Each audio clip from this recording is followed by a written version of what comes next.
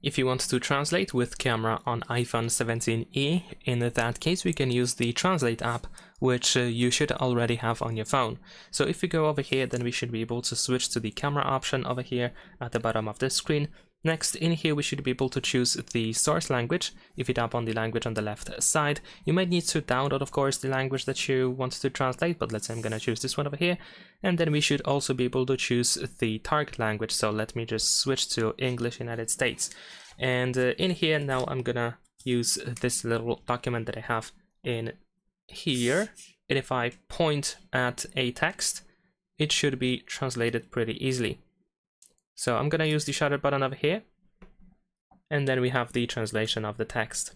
You can also open a photo from your gallery in order to, for example, translate something that you already have on your phone, to translate a picture, for example. And that's pretty much it. Leave a like and subscribe.